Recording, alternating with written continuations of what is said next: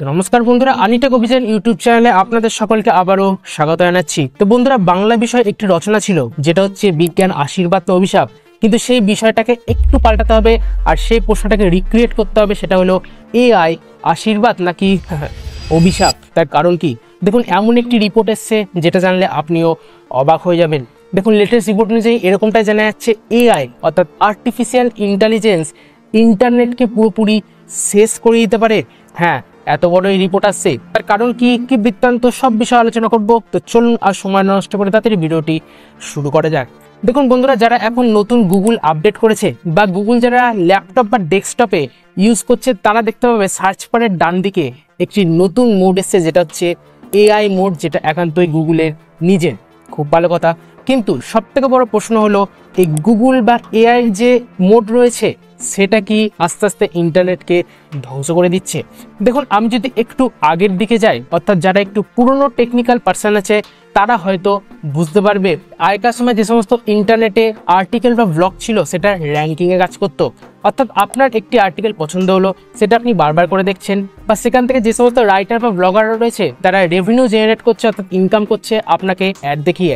আর যে ব্লগার সব থেকে বেশি সার্ফ হবে, অর্থাৎ যে সমস্ত আর্টিকেল ভিউয়ার্সরা বেশি দেখবে, সেটা সবার ওপর টপে থাকতো, অর্থাৎ র্যাঙ্কিংয়ে থাকতো গুগলের ওয়েবসাইটে। কিন্তু এখন কিন্তু সেই সমস্ত জিনিস দেখাই যায় না। তার কারণ এখন ইউজারদের অত সময় নেই যে তারা গুগলে গিয়ে ম্যানুয়ালি সার্চ করবে, আর ম্যানুয়ালি সার্চ করে তারা ইনফরমেশান গ্যাদার করবে। সবাই এখন ব্যবহার করে চ্যাট জিপিটি বা পারপ্লেক্সিটি বা চায়নার যেটা ডিপসিক এসছে, সেটা তো পুরোপুরি ফ্রি, অর্থাৎ বিনামূল্যে আপনাকে যত খুশি ইনফরমেশান দিতে পারবে। তো এখন সবাই এআই চ্যাটবট ব্যবহার করে, কিন্তু এই এআই চ্যাটবট ব্যবহার করার মাধ্যমেই আমরা অজান্তে নিজেদেরই ক্ষতি করছি, আর তাদেরকে ক্ষতি করছি যারা কষ্ট করে রাইটার বা ব্লগার্স রেখে সেখান থেকে ইনকাম বা আয় করে। তার কারণ কি?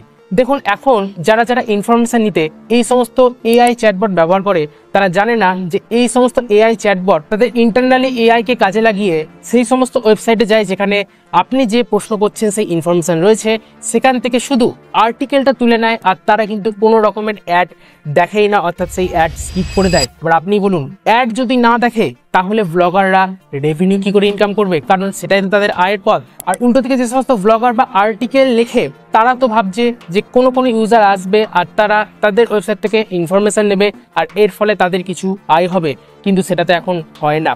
দেখুন, টেকনোলজিকে ইনোভেট এই কারণে করা হয়েছিল যাতে সাধারণ মানুষ তাদের দৈনন্দিন জীবনে সুবিধা লাভ করতে পারে, কিন্তু এতটাও সুবিধা চাইনি যেখানে একটি মানুষের আয় বন্ধ হয়ে যায়। হ্যাঁ, এখন কিন্তু আমরা সেই পথেই যাচ্ছি। দেখুন, এই সমস্ত এআই চ্যাটবট আপনাকে ইনফরমেশান তো দিচ্ছে, কিন্তু তার পরিবর্তে যে সমস্ত ব্লগার বা রাইটাররা রয়েছে তারা কিন্তু কোনো ধরনের ইনকামই করতে পারছে না। এবার আপনি ভাবুন, বছরে হয়তো আপনি 30 থেকে 40 হাজার টাকা আপনার ডোমেন বা হোস্টিংয়ের জন্য খরচা করছেন, কিন্তু তার পরিবর্তে আপনি কোনো টাকাই ইনকাম করতে পারছেন না বা আয় করতে পারছেন না।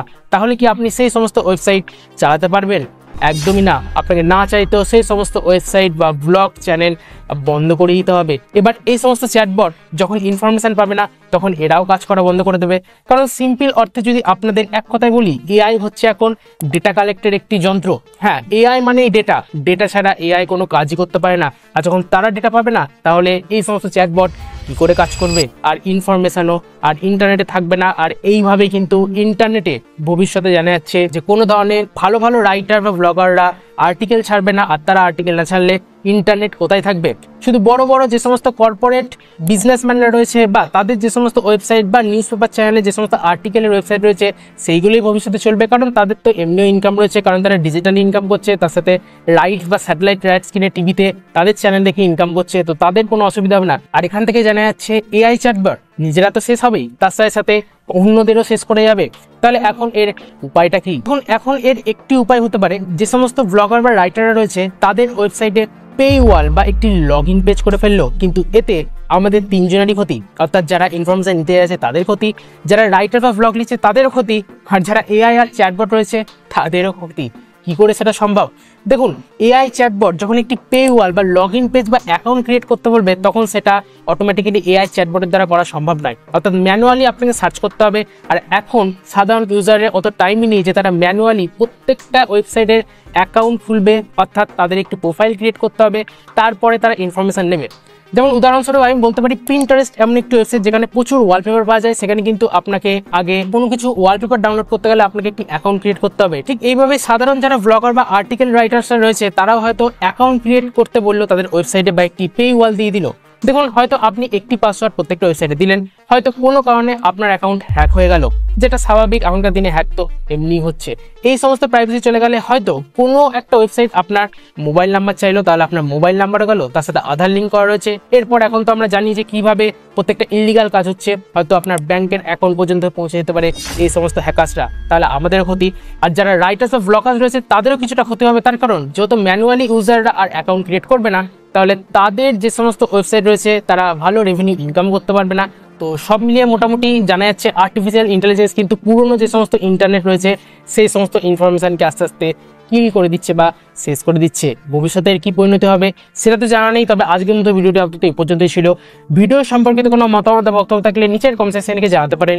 ভিডিওটি যদি ভালো লাগে, ইনফরমেটিভ মনে হয়, তাহলে অবশ্যই লাইক করুন, বন্ধুদের সাথে শেয়ারও করতে পারেন।